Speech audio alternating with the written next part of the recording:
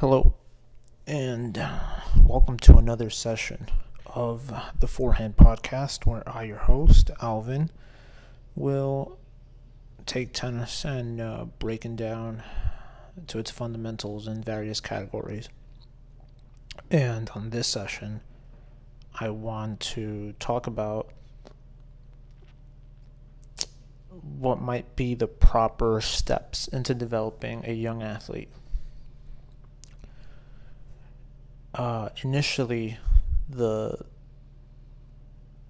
Maybe not initially, but more, it's been ingrained from time to time that if you want to be a professional athlete at any sport, you need to do that single sport from the age of 7 till the rest of your life. 6 hours a day, kind of regiment. And really, what I'm about to do is just break down this book by the gentleman of David Epstein. It's called Range, and he talks about athletes. He also has another book. This one just came out. Was it this year or last year? I can't remember. But the first 5 pages of the book, I think 5 pages, it discusses Roger Federer and Tiger Woods and how they were raised and how they became the legends that they are. Now, Tiger Woods had that regiment of the moment he was 2 years old, he got a club, and he was a phenomenal player by the age of 10 and so forth, and then became the legend that he is. Roger Federer took a different route. His process started with doing multiple sports at a young age. He went from wrestling to skateboarding, I believe, badminton, skiing, several other, soccer, obviously, multiple sports, until his early teenage years, which is when he then committed to a specific sport. And then from there on, he followed that regiment where you do that sport for however many hours throughout the week. And at the same time, during that process, he would still do other sports in between, right? He just didn't stick to tennis, although tennis was his focal point. Now, this is the important part. I think this is the part where that's where the message needs to be grasped, is that to develop a young athlete, they need to do multiple sports. And I'm biased to this because I was raised in that environment where I did multiple sports. I did football, basketball, soccer. I did track. I did boxing. I did multiple things recreationally. I did not do them professionally. And that's also one thing that I missed out on. Roger Federer, when doing these other sports, they weren't professional. They weren't, taking lessons, maybe a few, but they were in that recreational aspect where it was just for them to go out, or for him to go out and play and enjoy the process. And the idea behind that is, and I like I said, I'm biased towards this because I've seen it and I've experienced it. You develop certain, dancing is another one. I think dancing is great. Soccer being the best, by the way. But let me come back to this.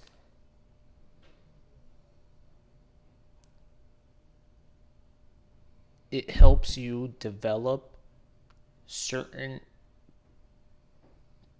abilities that strictly tennis, wouldn't do that other sports do, right? For instance, dancing. That's a good way to really try to be in tune with your body as an athlete. Same thing with soccer, right? I think soccer's a great one. You develop unbelievable hand-eye coordination, perception, and stamina. It's just all around a solid sport to to do before doing anything else. And that's really the idea behind it, that you develop multiple, I guess you can say you can open different gates. We'll say that, right? If your body is like what would be maybe, I don't know, I guess a temple, you can open different gates within that, in that realm, that'll help you when transferring over to tennis. So I've seen this happen. I think I got to find a better way to explain that, and maybe this will help. I had one student who would do hockey. Hockey was his main sport. He was really good at tennis, right? Coordinated the whole thing. And hockey players have this whip. I can't even find the right words for it. I don't even know the terminology for it. When they strike the puck, that puck just flies out when they're trying to shoot. He would apply that to his backhand, and his backhand was just to rip. Like, he would rip that backhand. And it was really nice to see. Like, you saw the element of the hockey inside his backhand with the proper grip, and then proper contact. And he just let it rip. And that's one of those examples of the sport, of one sport transferring that information over to the sport in which you want to really focus on. And this starts, like, I think that's another thing, like at an early age, right? When you start, so this is where my thought process comes in. Again, when you start at an early age, it's just building up your fundamentals around all sports, maybe, if anything, especially the one obviously that you wanna make your focal point. Once you develop your fundamentals, you can step away and then start doing all the other sports. And then, in the book, it specifically said that around your early teenage years, that's when you decide to specialize. And that's the terminology that it used, that you want to specialize around your early teenage years. That way, you, after everything you've accumulated from, I guess, the age you were 6, 7, all up until whatever, 14, 15, that's when you can go in with all the information that you obtained and put it into the sport that you want to pursue. And I think that's really important. I think parents should definitely be aware of that. It makes sense in various ways. Like I said, I'm a little bit biased to it just because I had done multiple things before I committed to tennis, and I committed to tennis, I would say, my sophomore year of high school. So however long ago that was. And from there, moving forward, obviously, I kept training, etc. That's not the point. The point is that because of everything that I had prior to tennis, I was able to pick up the game a lot faster, and perform in it a little bit easier. And I do think I think if parents or anybody who's listening, coaches, if you just read the first 5 pages of this is called Range, it's definitely worth the read, just so there's an understanding. Obviously, it's not ideal for facilities where you would tell the student, all right, you know what, like, this is the time for you to go out and take off of tennis, because the mentality behind most places is that, you want to keep whatever protege throughout the whole time and let them develop, and etc. I just think there's a better method, and it seems to be that way, and it makes a lot of sense just based on my observations with other students and other sports that they do. Swimming, I think, is another one. Swimming is a great sport, but that's pretty much it. I'm gonna leave this session short. How many minutes? Oh, nice, 9 minutes. So, summary of that. The book, Range, Roger Federer versus Tiger Woods. Tiger Woods took the old-fashioned way, do 10,000 hours of one sport to master it. He became a legend.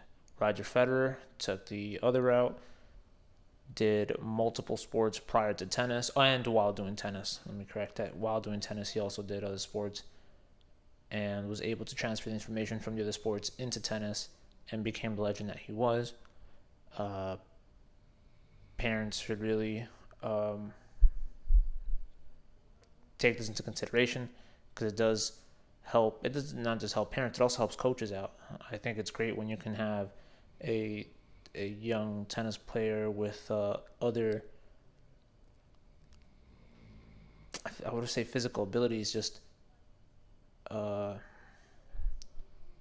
stronger. Maybe not stronger. Well, strong.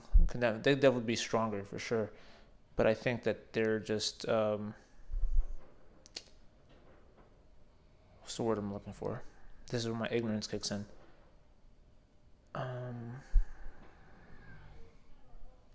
I guess their mechanism, as far as understanding their body, if they can enhance that through the process of doing other sports, that is not just beneficial for them, but for the coach too, when developing the player or helping them progress in whichever phase of the progression they're in.